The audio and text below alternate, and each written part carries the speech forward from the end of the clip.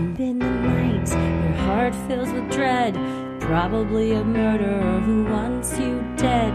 It could be a ghost, a demon, or worse. Perhaps you're the victim of a witch's curse.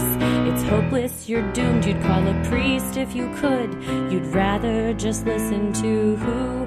Sinisterhood.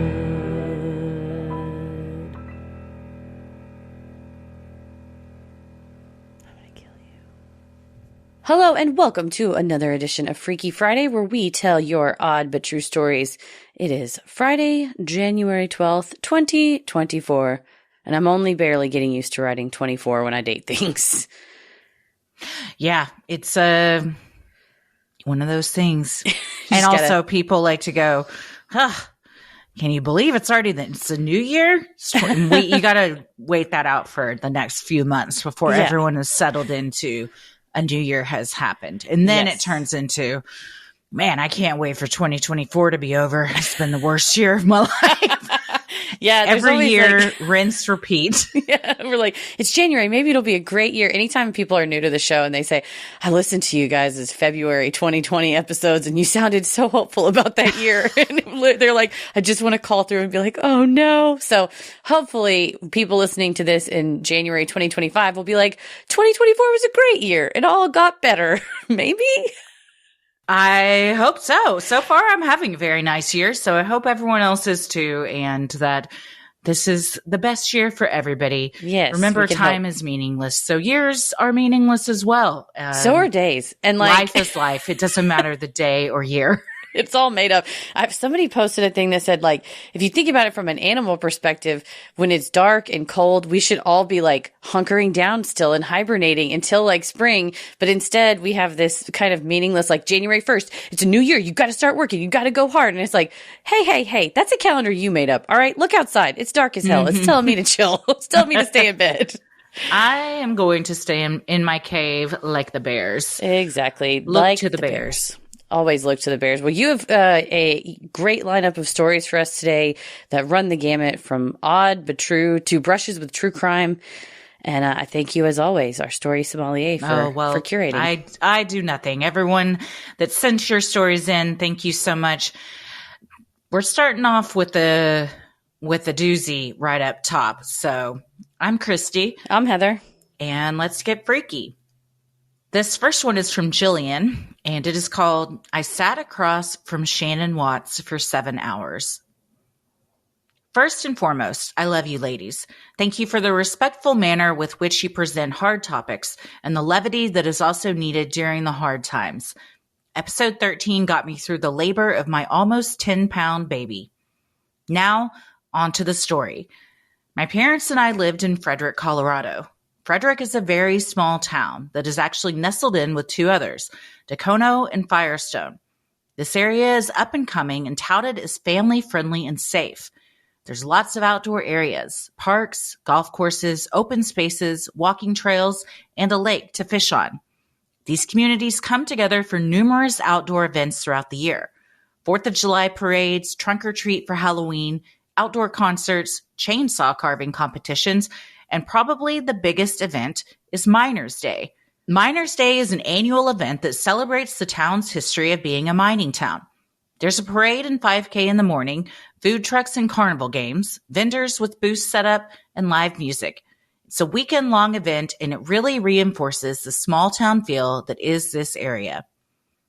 In September of 2017, my mom and I decided to participate in Miners' Day by having a vendor booth.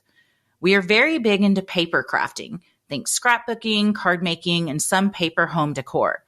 We decided to set up a vendor booth because my mom ran monthly crops, which are basically a group of women coming together and making cards, scrapbooks, paper crafts, while eating apps and desserts.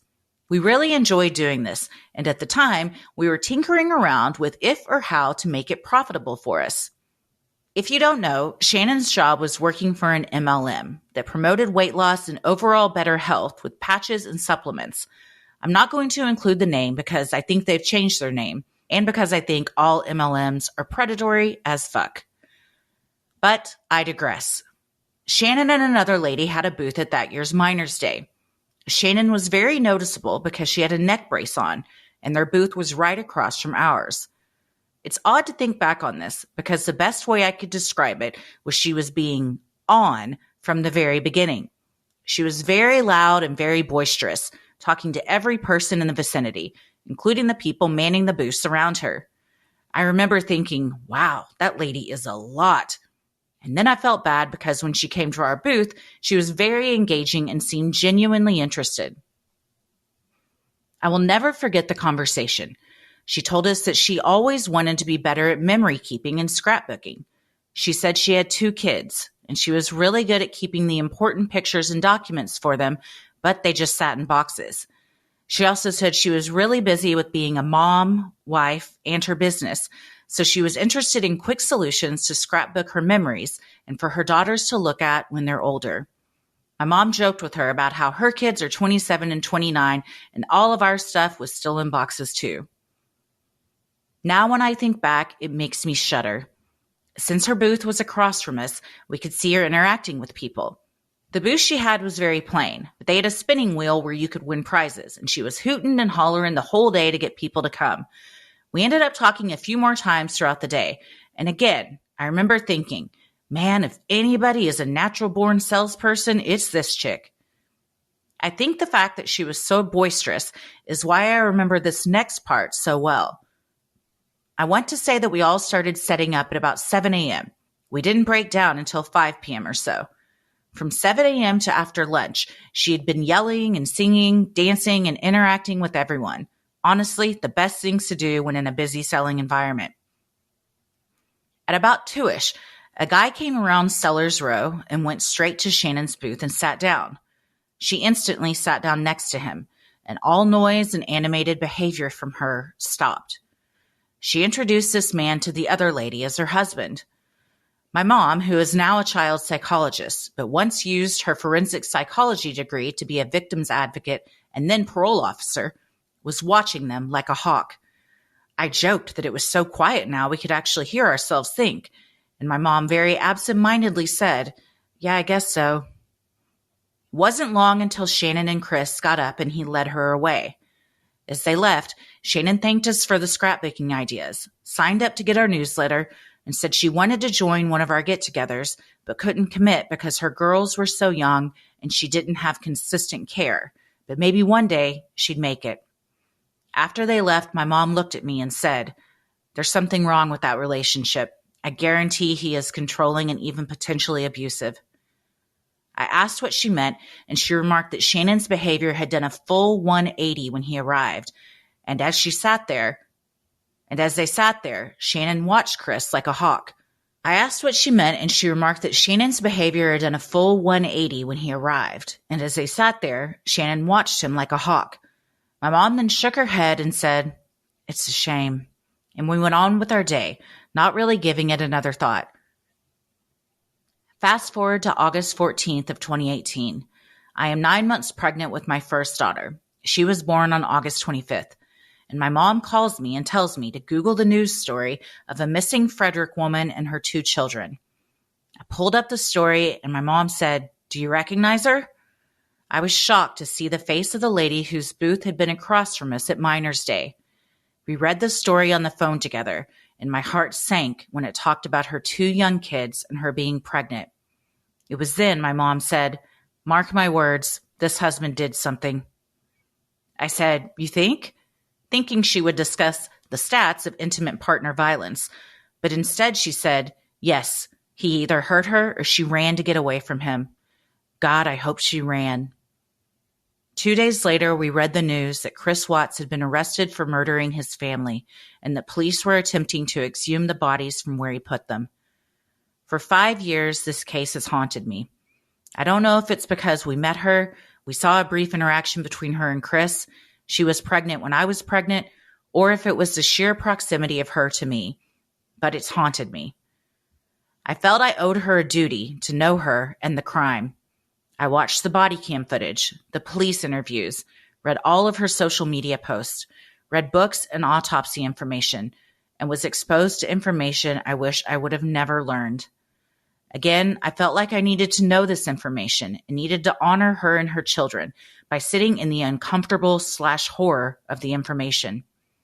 Come to find out, I also had postpartum anxiety and was hyper-focusing on this story.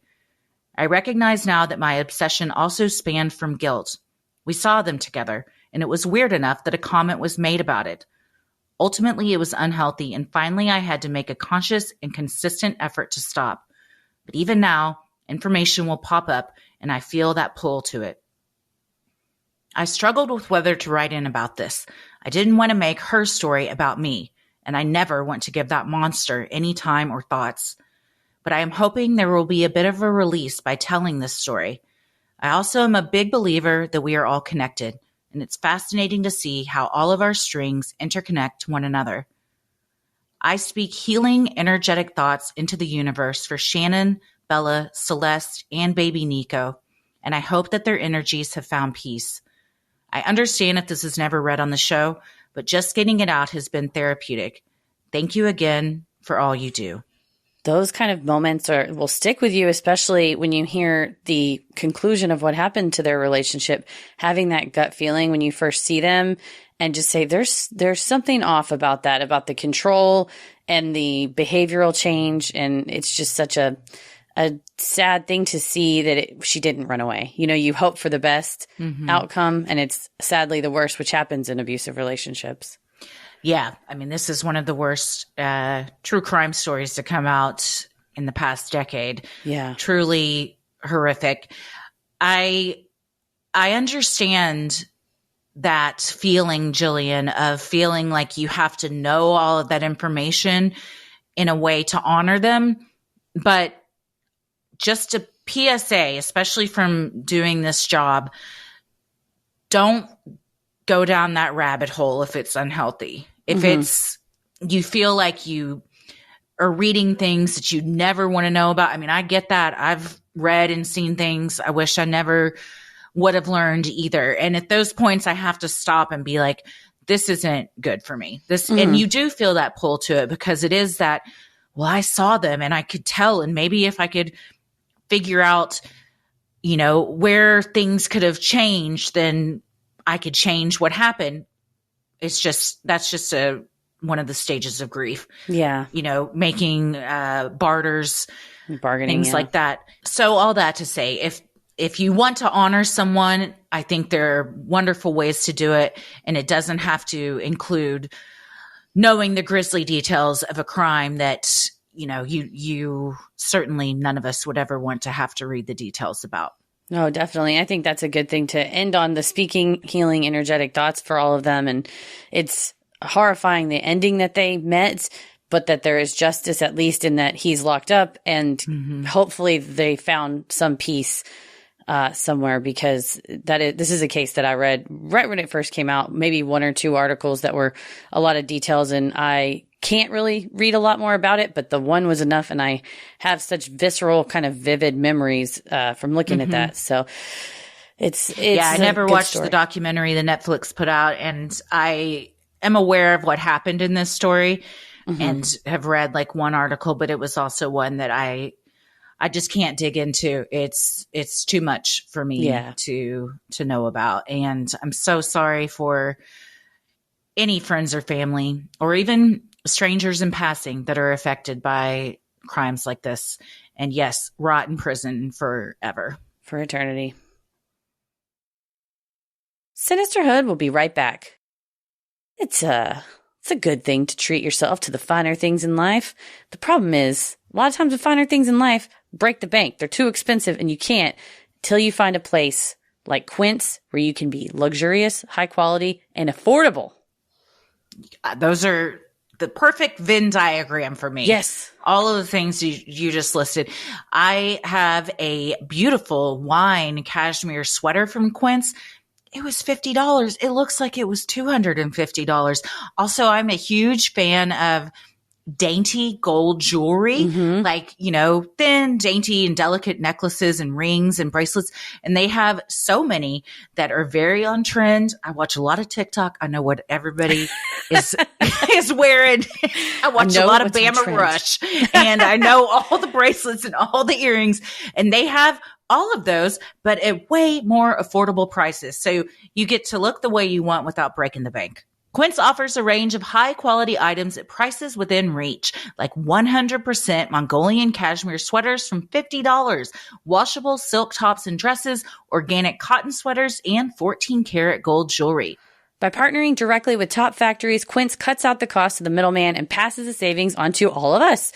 Quince items are priced 50 to 80% less than similar brands, and Quince only works with factories that use safe, ethical, and responsible manufacturing practices and premium fabrics and finishes. And one of my New Year's resolutions is to get back into my lawyer networking circles, but working from home, I wear a lot of sweatpants, a lot of Mothman t-shirts. Can't wear that to an end of court meeting, but I have a beautiful charcoal cashmere sweater that I can like zhuzh up with like a button down, and I'll look like a good old fashioned fancy lawyer again without breaking the bank.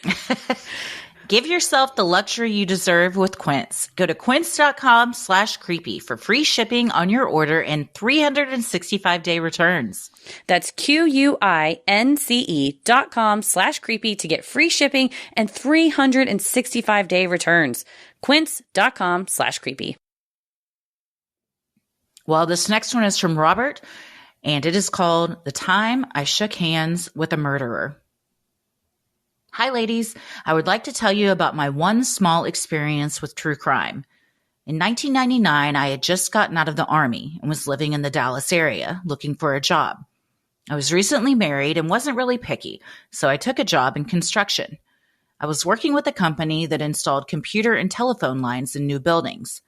The company was a small one, and the owner would be on site working with us if we were shorthanded. When I first started, he was driving me around to different job sites before meeting up with the owner of another company. This company would be making a few holes in concrete walls for us to run our cables through. The man's name was Stephen Barbie. He ran a small company with his wife called Cowboy Coring. It was a one-and-done meeting. We shook hands as people do when they first meet. My boss showed him what we needed done on a blueprint. Stephen said that he would get back to him with a quote, and we moved on. On our way back to the truck, my boss pointed out one of their company vehicles that had the motto on the side, "Your hole is our goal."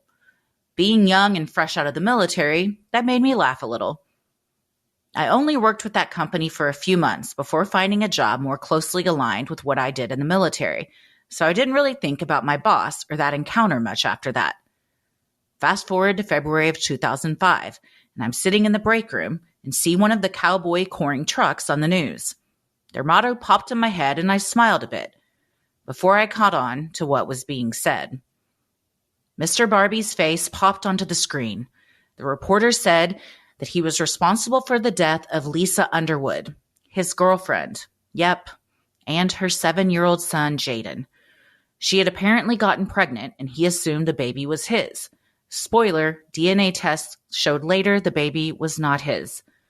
Without knowing that the child wasn't his, he decided the best course of action to save his marriage or keep his business was to make her disappear.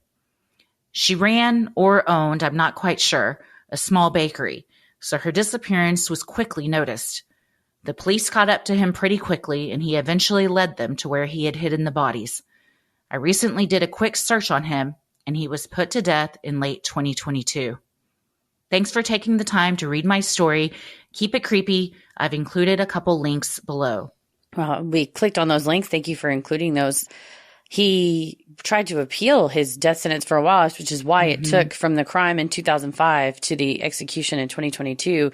But it wasn't an appeal on anything legitimate. He just wanted to have a spiritual advisor in the chamber with him, and he argued that Texas's guidelines were too loose. But basically, the attorney general said, if you ask for a spiritual advisor, we'll let them in. There doesn't need to be guidelines. So that's when the Supreme Court rejected his petition, and he was finally executed. Yes, by lethal injection. Another horrible case of people losing their lives far too young and just senseless, greedy, just monsters. Yeah, a man that doesn't want to take the honorable way out and say, let's get a divorce, I've been cheating on you, or I just want to leave this family or shut it down. They decide the most heinous, extreme, what they think is an answer, but isn't an answer. And of course, women and children suffer. Yeah. Well, this next one is from M, and the subject line is, "The time I predicted a school shooting." Hi, ladies. Cue the usual and well-deserved praise. Much love to both of you. Before we begin, I want to preface that all names have been changed. My entire life, my dad has been spot on with predictions, from small everyday happenings to predicting a murder-suicide of a former med school classmate. His mother and other members of his family were the same way, and now, me. For my dad and I, these predictions either come in the form of sudden word vomit, almost as if we cannot control it, or in the form of dreams. Now, on to the real story. When I was in high school, I woke up late for school due to a terrible dream and arrived to school late as the dream had upset me so much. I told my mom the dream and we sat, talked about it, and cuddled for a while before she drove me to school and then herself to work. In my dream, my mom, who works as a nurse practitioner for a teaching hospital, saw a classmate of mine named Jason through walk-in clinics. In the dream, he was erratic and seemed to need psychiatric care, but he left while she was out of the room to get an attending. In dream time, a week or so passed and my entire school was gathered in the gymnasium. I went to a Catholic school, so in total this would be about 200 kids. During homecoming week, we voted daily for best costume for the specific theme. Through the back door of the gym, Jason came in and shot the majority of my school. My mom heard about the shooting on the news and ended up dying in a car crash trying to get to the scene because she realized she saw the shooter through walk-ins. It was so detailed I could tell you who lived, who died, and who was injured. Obviously, a very upsetting dream, and thus why I went to school late. Well, homecoming week rolls around, and we're all gathered in the gym, and there's chatter about how no one has seen Jason since first period, in which he just seemingly walked out. And on his Snapchat story is a post of his car's steering wheel that says, "Today's the day everything changes." I immediately remember my dream and start freaking out. My entire school is in the gymnasium during homecoming voting, and I know our gym teacher keeps the back door propped open so he can get in after his smoke breaks. Teachers are alerted and voting ends early, and we're shuffled to our next class period. The teachers try to act normal, but the safety locks are placed on the door, we're moved to the corner, and the blinds are drawn. From the cracks in the blinds, we can see our principal pacing in front of the entrance to the school, shotgun in hand. Yes, I swear on my life this is real. He was former Marines and a former wrestling coach, in his 60s at the time, kept a gun safe in his office, and I went to a Catholic school, so rules were fast and loose. We're kept in class for a long time before school goes back to normal. His girlfriend is called out, but seemingly nothing happens. The next day, the police come to take statements. Turns out, Jason had a hit list, had drawn maps of the school, and had purchased a rifle from a local pawn shop. He had been very abusive to his girlfriend, and after much encouragement from her friends, she broke up with him. He was so enraged that he planned to kill everyone that had, quote, taken her away from him. He had truly planned to shoot up our school that day and enter through the gymnasium door while everyone was in the gym. The police found him in a Kmart parking lot not far from our school, with all of these plans and a gun to his head. He told the police that the only thing that had stopped him from going through with the plan was that his mom had called him right before he exited his car. She was the one that tipped the police off as to where he was. Turns out my mom had never seen him in walk-ins, but she has verified this story to multiple people since it happened. Shortly after that, his ex-girlfriend moved schools, and I'm not sure what happened to either of them, but I really hope they both got the individual help they needed. Much love, M. That is so eerily specific. Oh, that can't be a coincidence. I mean, No. that is, you saw the future type of thing. Really? I mean, that Potential gymnasium, future. yeah, the gymnasium door, the specific day, homecoming week. It's another one of those moments where thank God his mom called when she did to ask where he was. And I'm sure that the school had called her. You see yeah, that Snapchat, and we've seen that in other mass shooting things too, where social media is how people find out something's about to happen because they're posting. And the stomach drop, not only everybody in that school, but also his parents must have felt at that. I'm not sure because names were changed, where exactly this was or who this was, but I do hope that they both, I do hope that he got help. I hope that the girlfriend who has suffered a lot of trauma, obviously, got the help she needed too. And that, they have counselors and stuff available at schools for when things like this happen, because luckily he didn't show up. But that fear of the lockdown procedures and knowing this is a real possibility. You see your principal with a shotgun in their hand. He's like Army of not Darkness. on my watch, motherfucker. Just pacing back in front. That's terrifying, traumatic. Yeah. I mean, you never forget that. It changes you in a lot of ways. So I hope that all of the kids got the help they needed and were able to process that, and maybe are still processing it. I hope maybe writing it out like this. I hope M helps you and others, unfortunately, so many others that have been in a situation like this. Yeah, hopefully helps to, like you said, cathartic to write it out. And, it's those situations where they post it in advance and things like that. Do you wonder if they wanted to get stopped or if they just aren't thinking straight? I'm glad that he was stopped in this case, but you're right. Just even if he never entered the school with a gun, knowing that he had a hit list, knowing who might have been on it, especially those people that were targeted for doing nothing more than helping their friend get out of an abusive relationship. You're right. That's something that everybody has to unpack, because oftentimes these ripple effects, it's not just, oh, well, nothing, but it was fine. It's like, no, you were ushered back. You had to hide from the blinds, and there was a real threat, especially, seeing your principal with a gun. So you're, I hope everybody that was there that day has been able to handle it and unpack it in the way that at least sounds like M is with sharing this story with us. And especially the girlfriend, I hope she got far away from him and got the help she needed. For sure. Thank you so much, M, for sending that in. Sinisterhood will be right back. You've probably heard about microdosing. If not, just know that all sorts of people are microdosing daily to feel healthier and perform better.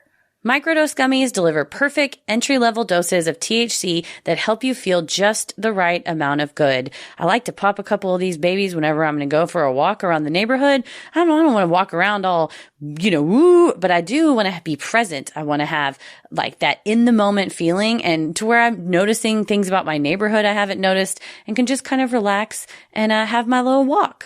You feel like you're in the zone is what I like to call it. Like that moment in your workday when you just feel like everything's clicking and you're firing on all cylinders. Microdosing just helps you get there faster, and just you feel like you're more efficient. I feel like I'm so much more productive. I get more stuff done, and it all is just like it grooves a lot easier. Agreed. Yeah, for sure. You feel that feeling. Get 30% off your first order plus free shipping today at microdose.com, promo code CREEPY. It's available nationwide. That's microdose.com, promo code CREEPY for 30% off and free shipping. Microdose.com, promo code CREEPY. This next one is from Batty in the subject line, kidnapped? Hello all, Batty from New Jersey here, she, her. I'm going to go by my road name as I may send multiple stories in the future, and some I'd like to hide my identity. Yes, I wrote Batty for my obsession with Robin Williams and Batty Coda, who is literally me in cartoon form. Hubby says no, it's because you're batshit crazy. But anyway, I think I'll start with the earliest story from my life. My parents are the same age and went to school together, and dated after school in their early 20s. They then married in 1983 and had me in 1985. The only good thing that came from it.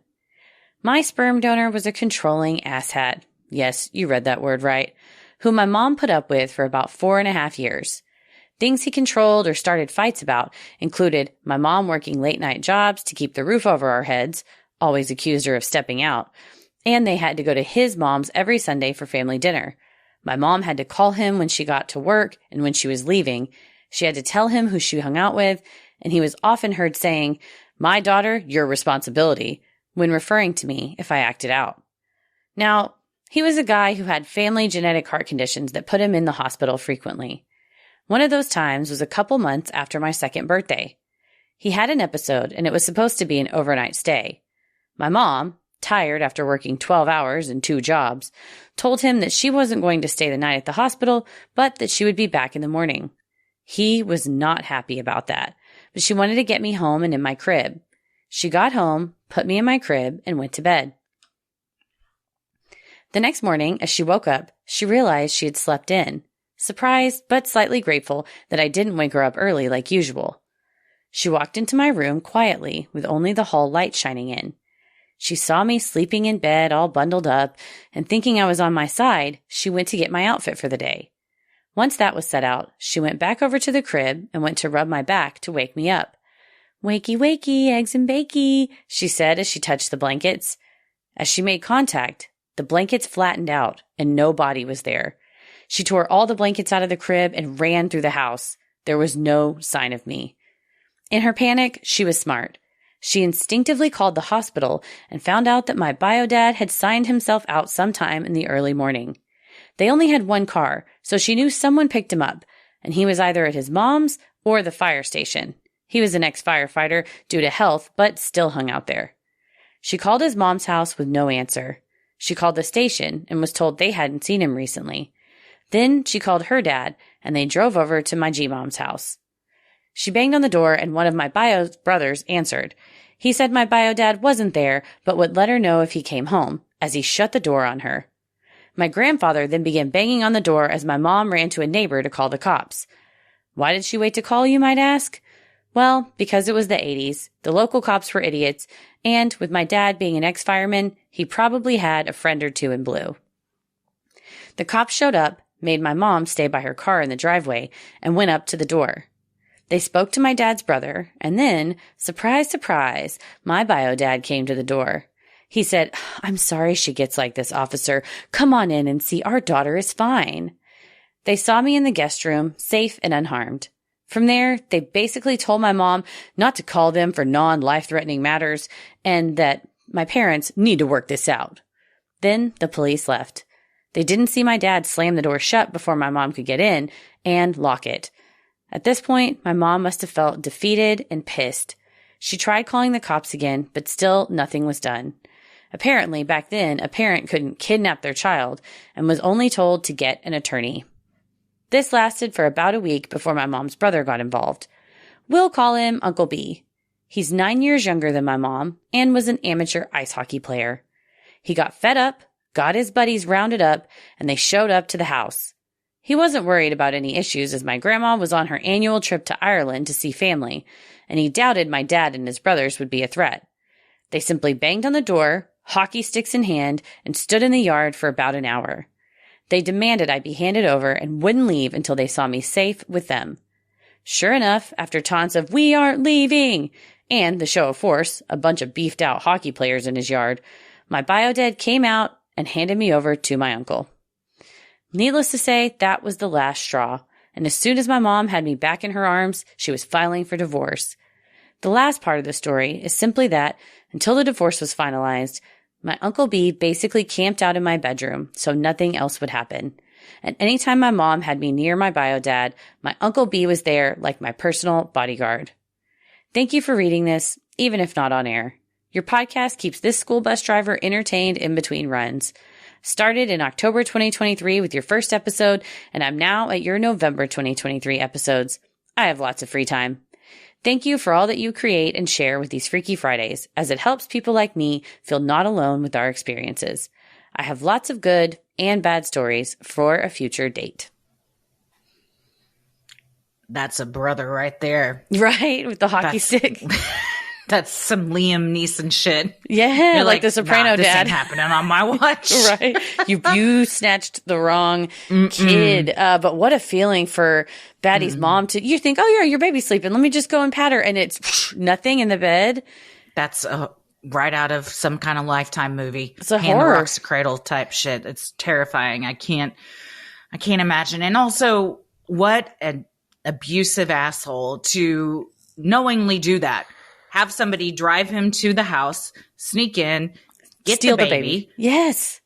Take her, all to just get at the mom, just to, to For hurt something her. like you want a full night's sleep and you want the baby to be able to sleep in her bed. It wasn't like, I'm not even going to come to the hospital because I don't care. She worked 12 hours, 2 jobs, still came to visit, and it's not unreasonable to want to sleep at home and want the baby to sleep in the most comfortable place. So yeah, that guy, I'm not going out on a limb saying he is a monster and an asshole to go in and steal a baby for something like that. It's not like, oh, I'm worried that her mom is not taking care of her or something like that. It was just wholly selfish. And to have his family also kind of strong arm and be like, the door's locked, you can't get in here. And for the cops to go, sounds like a civil matter. That's not really our problem. I'm glad mom filed.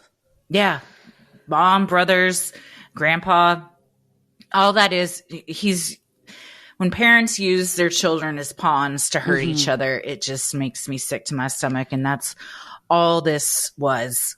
And if you're fine enough to check yourself out in the morning and go steal your daughter from her home, then nobody needed to spend the night with you, you fucking baby. Yeah, you're just trying to get attention and wanting to be right, wanting to be in charge and show I'm in control. I tell you what to do. If you ignore and to punish her. Yeah, if you ignore me, this is what happens when you ignore me, what I tell you what to do. So I'm very glad for Uncle B and for clutch family members like that show up when the going gets tough and you feel like at that time, whenever Baddie's mom was there by herself, she was outnumbered between cops and Bio Dad's family.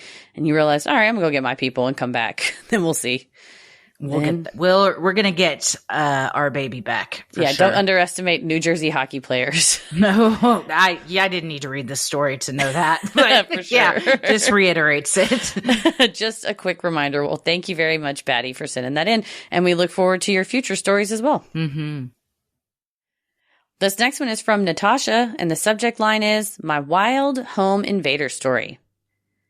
Dear Sinisterhood. As a proud Patreon member, I would be remiss not to tell you both how much I adore you and your work on this podcast. As many have mentioned before, the smiles and giggles you gift us are worth so very much during the wild times we live in today. I'm listening to episode 93 as I type, and realized it was time for me to stop procrastinating and finally share my home invasion story. Back in 2017, I was living in Indianapolis with my ex, who's also the father of my daughter. At this point, I was only still holding on to the failed relationship for the sake of our then 3-year-old daughter, despite his abusive nature towards me and his continuing drug abuse. We were in the process of packing up our entire home before we moved back to my home state of New York, so that my daughter could be closer to her grandparents and so that I could escape the Midwest after a good 3 years deeply missing my family and the Northeast. My ex and I were fully sleeping in different rooms at this point. And about 1 week before the move, I woke up early in the morning to the disturbance of a person walking very close by the window of my bedroom, which faced the back of the house. My curtains were drawn, so all I could see was a retreating, shadowy figure. I immediately woke up my ex and frantically told him I had seen someone peering into my window. Bleary-eyed and annoyed, he looked around the house, but found nothing. He was very much the type to gaslight me into thinking I was constantly being dramatic or crazy, so I tried to forget about it. Exactly 1 week later, I woke up to the exact same disturbance. I ran to wake my ex up, and thankfully, he roused. A note about my ex. He's 6'4" and 230 pounds. As we stood together in the kitchen after he'd just awoken, we listened in pure shock as a man opened our patio door, again located at the back of the house, which we'd somehow forgotten to lock the night before. Within seconds, which felt like hours, we were face to face with a very average-looking white guy who seemed very surprised to see us standing there. Now, there are a few instances in the years I spent with my ex where I can say that he protected me, but I can't deny that he did his job here. And keep in mind, our toddler was still asleep in her bedroom, just feet away from us. After a few shocked seconds, my ex transformed from sleepy and annoyed narcissist to the scariest boxer-clad monster I had ever seen. He barked, "Hey, what the fuck are you doing here?" The man took off after a muttered apology that he thought the place was abandoned, which actually did make sense as he had clearly been casing the place and it was increasingly full of boxes. My ex, however, was not having it. He chased after that man at full speed around to the front of the house where I couldn't see what was going on. I was terrified for him, but knew that I needed to stay with my daughter to protect her if necessary. This incident is what taught me that I definitely have a tendency to freeze because after a full 30 seconds of panicked silence, wherein I wondered what to do, I realized that just maybe it would be a good idea to call the police. I broke out of my stupor and did just that. By the time that my ex re-entered the house, sweaty, but thankfully unharmed, he informed me that the guy had another friend waiting for him just outside in a getaway car. My ex had quite literally blocked their path by standing in front of their car, and in the process, he had gotten their license plate memorized before coming back inside. The only reason he hadn't pursued them further, he told me, is because the getaway driver was gesturing as if he had a firearm just out of view, and my ex was understandably not willing to take that chance. The police arrived shortly and took our statements. We never heard anything more about whether they'd caught him or not, and I do believe that this scrawny guy truly thought the house was abandoned. But I will never, ever forget the cold dread of standing in our kitchen as we watched a total stranger walk into our home, having no idea what would unfold or how bad it would be. Needless to say, I am now very serious about locking doors and keeping security cameras all over my current home. I may not have my giant ex to chase after intruders anymore, but the happiness my daughter and I have found once free of my ex's abuse is more than worth it. I should note that at the time of this home invasion occurred, we didn't have any cameras up. Ironically, the ones I installed after our move to New York ended up providing crucial evidence when my daughter and I ended up needing a restraining order from said ex. If you read this on the pod, thank you for taking the time to read my story. It was truly one of the most surreal feeling moments of my life, and I've never taken home security for granted since that day. Keep it creepy, always invest in security cameras, and dump that abusive boyfriend. Your happiness is worth so much more. Natasha. Well, good on you, Natasha, for getting you and your sweet daughter out of there. Home invasion stories, some of my worst nightmares, just having a stranger. You just come face to face with them. I think probably more than I should. What would I do if this happened to me? That was definitely an early nightmare I had, especially when I moved into this house. The house I had before this one that I rented had like burglar bars on all the windows. And now I have like alarm sensors and stuff. But I had like a recurring nightmare when I first moved in that someone was trying to break in my front door or would break in my front door. And I have like a long hallway between my bedroom and my front door. And we would be like facing each other like that. And I am not 6'4" or 230 pounds. So it would just, that's why I keep sock bat next to the bed in case, you know, something goes down. You got to have a baseball bat. Stuff goes down. Sock bat's got to come out. If you got the sock, then, you know, it's a genius idea. But, yeah, that's an eerie thing to just think that you see someone outside the window and it's like, oh, well, maybe they were just lost or maybe it was a coyote. No, it was a person definitely casing the joint, trying to figure out, are there anybody in there? Is it abandoned? Are there just boxes? But if that's a coyote, it's 6 feet tall. It's huge. It can be seen. But it's a werewolf, man. Maybe the window isn't up that high, but it's a pretty big coyote if you're seeing He's like, what? a man's figure go past the window. It's like you've got a man-sized coyote living around your house. You should take care of that too. It's scarier than a werewolf is the coyote, man, I think. But I like the security camera idea. I am a big proponent. I have security cameras in a lot of places in and around my house. Yep. But, yeah, it's much help. It gives you that peace of mind, and it's very helpful to be able to say, oh, this was the type of car they were in or whatever. But I'm glad that X at least got the license plate. And so hopefully the police tracked him down from that, because even if they don't take anything, still entering a house that's not yours. And that's a little B&E. Yeah, they weren't there to do anything good, you know. They weren't even bringing you cookies. They were casing the joint, maybe, or just planning to rob the place. To think it's abandoned would be almost like you're going to break in. Well, I guess maybe you steal like copper or something from plumbing, or just your boxes, camp out there, see what's in the boxes, but. Yeah, either you're hoping to stay there or to steal the stuff. But either way, they weren't there to do anything helpful or nice. No, it's usually if somebody's in the dead of night jiggling your back door handle, it's not to just, like you said, bring you cookies. You're like, welcome to the neighborhood. Because if so, keep the door locked and move. Yes, always lock your doors too. But yes, we all have been there where we forget just that one time. And then you do what I do, and you got to go around the house about 20 times at night to make sure everything's locked. And then I had a friend tell me, you have to have a word that you say that's like a really weird word when you do it.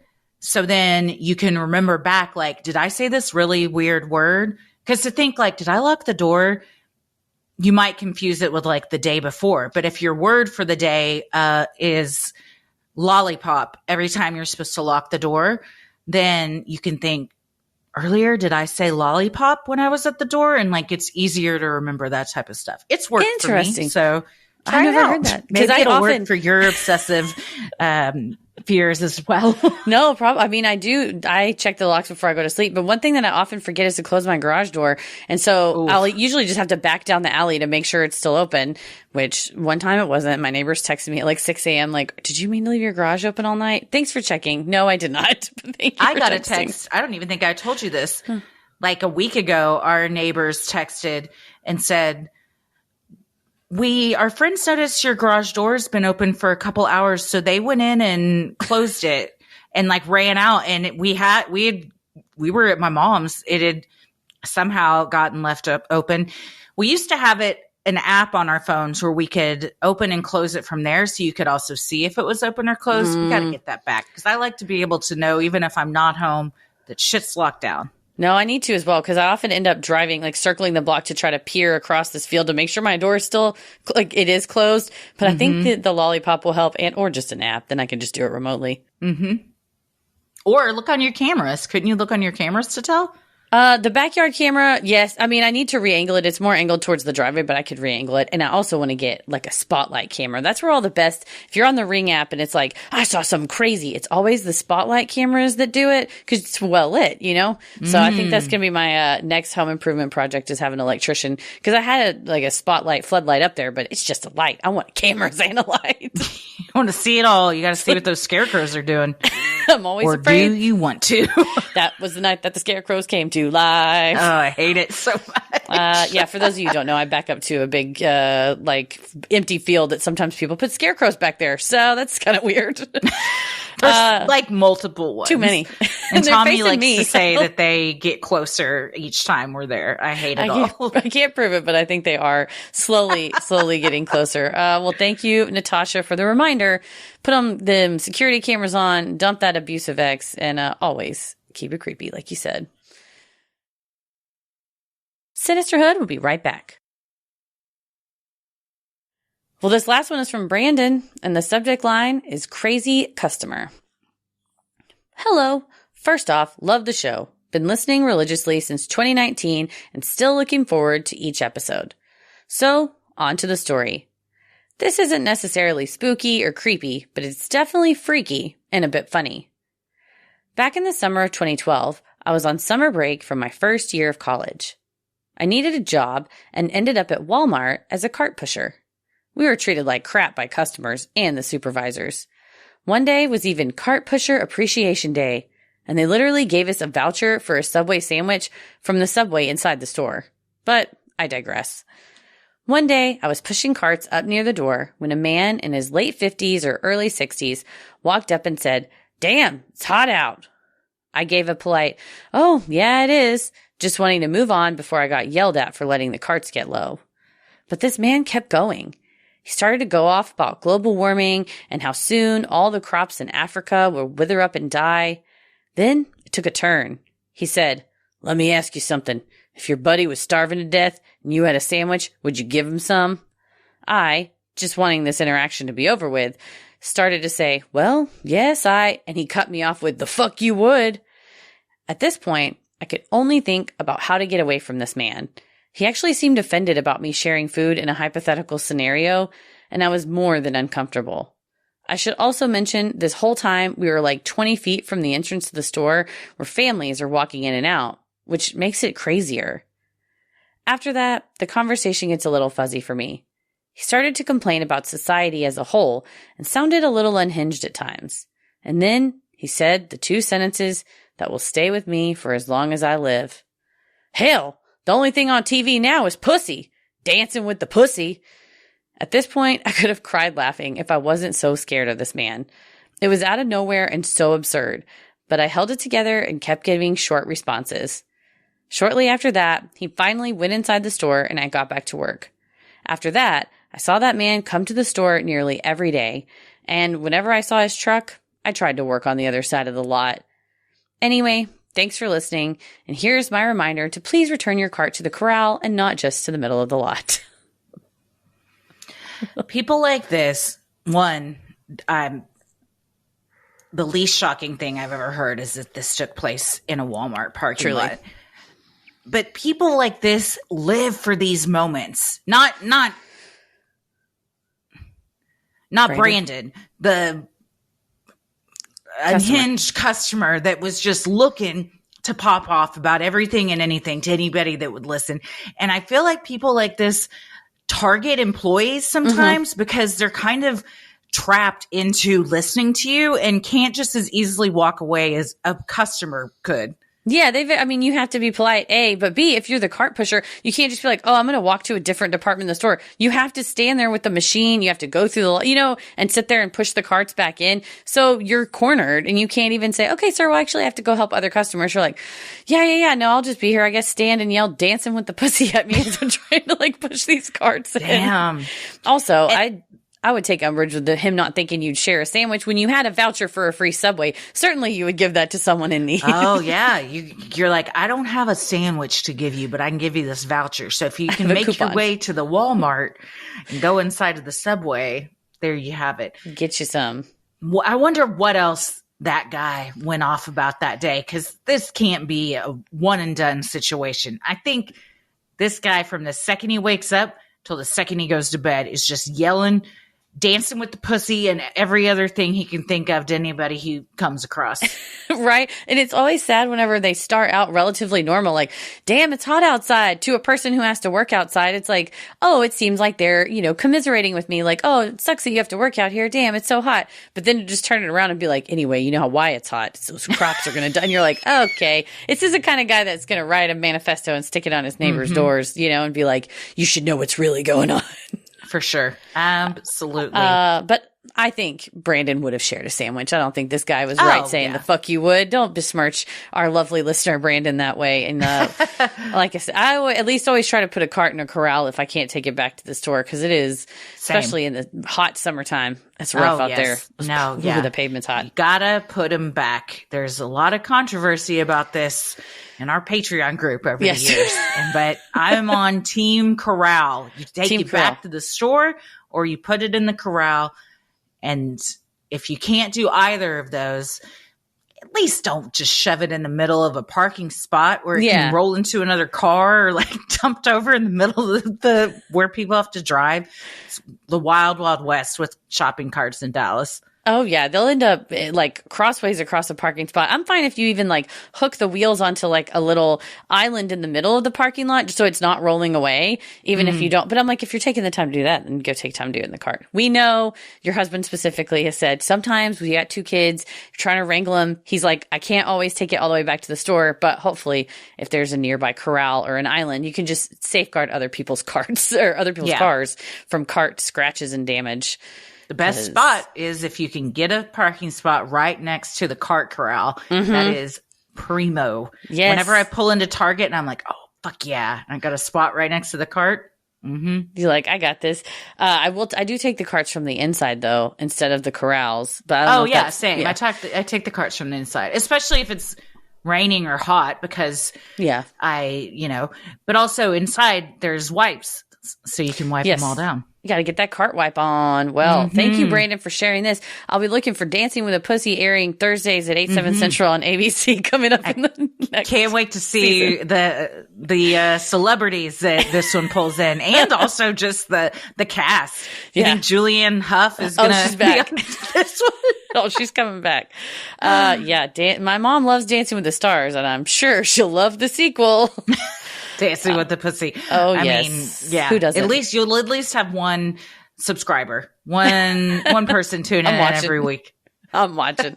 Oh, thank you, Yeah, I'd Brandon. probably watch it too. Yeah, for I sure. gotta have a little more information on what exactly it means, and then I'll decide. I have an idea. What if it's Dancing with the Pussy? It's actually the Dancing with the Stars cast, like the normal dancers, no celebrities, but cats. And they have to complete a tango with a cat, a foxtrot with the cat. But the cats are, you have to let them take the lead.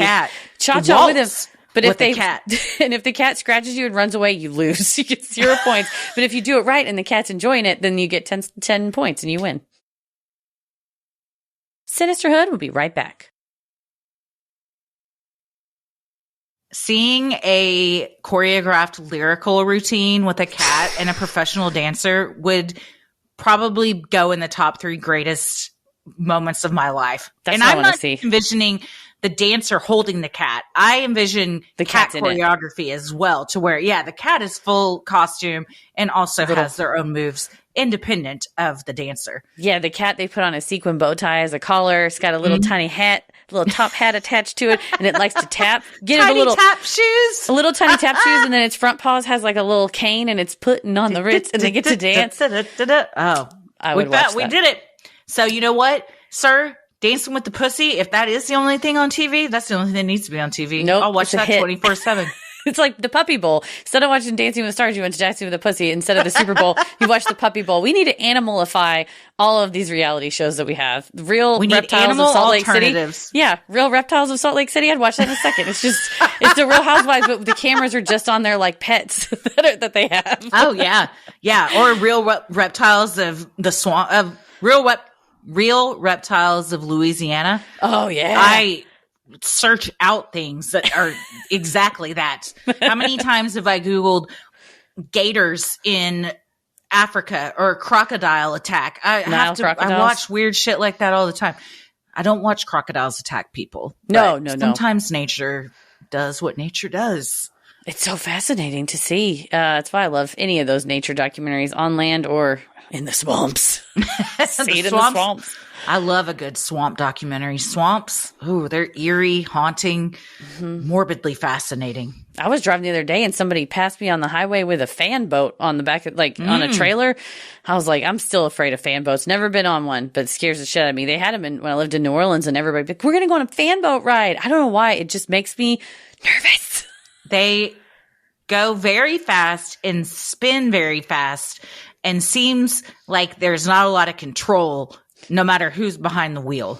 It seems like, too, the sides aren't really, high enough. I like something where I might not get slung out one side or the other, so. Or tumped over. I mean, you do a donut, and that fan boat. It's heavy. Is bottom heavy, and you just tump over, and now you're in the bayou with a bunch of gators. My worst nightmare has come true. We went to swim a couple years ago at Lake Ray Hubbard, which isn't too bad, but it's still, lake water, right? And there's there's organisms in it. There's probably mechanisms too in that one. They're down. I think it does. I think it sucks water out of there. Do we drink out of that? I don't know. Half the time I'm like, do we drink in that lake that everyone's just driving around their gas powered boats in? Probably. Oh, Dallas County water system. I guess that'd be Rockwall. But even swimming just in lake water makes me so the thought of a entangling type of a swamp scenario where there's just all kinds of whatnots lurking for you. Scum, pond scum. So much scum. Oh man, that green pond scum that's congealed on the top of water. Just the sight of that is enough to take a couple minutes off my life. Just thinking about what it's like to, my sensory stuff goes into overdrive thinking about that. To imagine being immersed, submerged under it. Nah, thanks. I'll take Dancing with the Pussy any day. I'll rather see a little of a cat. I would like to also nominate both of us as guest stars. I would dance in a second. I would love to be on it. Now, we don't have cats, but we'll show up and dance with a cat. I bet we know enough people let us borrow a cat. I bet Laura would let us borrow Mr. Peepers. I got a cat. I can get a cat within 5 minutes. Half hour. I know somebody. I got a cat. I can get a cat with a toe by 3 p.m. with nail polish. Yeah. Well, yes. Thank you so much, Brandon, for sending that in. And thank you to everybody else that sent in your Freaky Friday stories. If you have an odd but true story, maybe you've encountered Bigfoot, you've seen a UFO, you had a brush with true crime, or you felt the presence of an otherworldly being. Send them in at sinisterhood.com/Freaky Friday.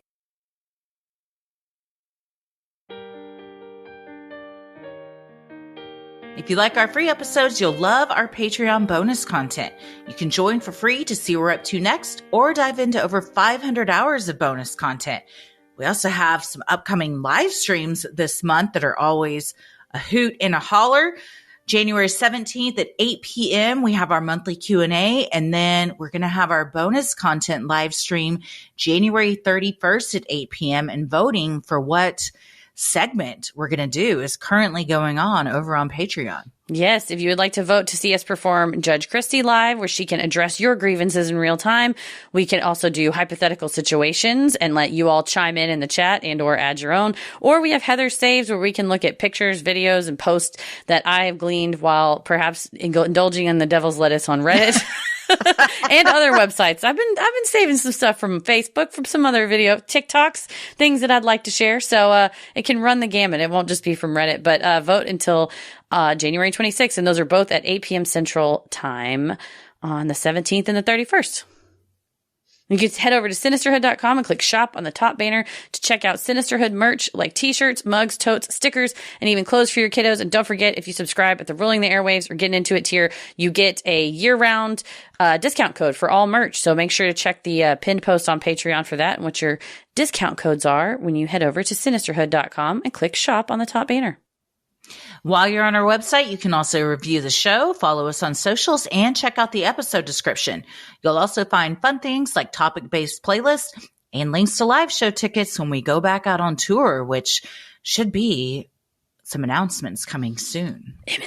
Imminently. You can follow us on Instagram and Threads at Sinisterhood Pod. Like us on Facebook at Sinisterhood. Check out video episodes of our show on YouTube and fun videos over on TikTok, both at Sinisterhood Podcast. And head to Cameo.com and search for us to do custom personalized video shout-outs. We can say happy birthday, happy anniversary, happy Valentine's Day, any message you need to deliver to the Sinisterhood fan in your life, or heck, get one for yourself. We've done some lovely pep talks about losing family members, about getting accepted to school, getting rejected from things, just like anything you would like for us to. Starting a new job, feeling in a rut, and you just want a pick-me-up. The cool thing about cameos, too, is it's not like you watch it and then it's gone. Yeah. You watch it and then you get to keep it. So it's something that, we do a lot of pep talks. That's one of our most requested things. And I love that people can go back when they're having maybe a down day or something to watch it and get re-pepped. So I've gotten a cameo from Fiona the Hippo. Yeah. No big deal. And then Heather's gotten one too from our bestie, Zach Guilford. And they're so much fun. We've both watched them many times since then. Yeah, it's one of those where it just makes you smile each time. So if you want a pep talk on demand, you can order yours at Cameo.com and search Sinisterhood. Christy, where can the lovely people find you online? I am on Instagram at Christy M. Wallace and on TikTok at Christy or GTFO. Heather? I'm pretty much everywhere at Heather versus the World. As always, the devil rules the airwaves. Keep it creepy.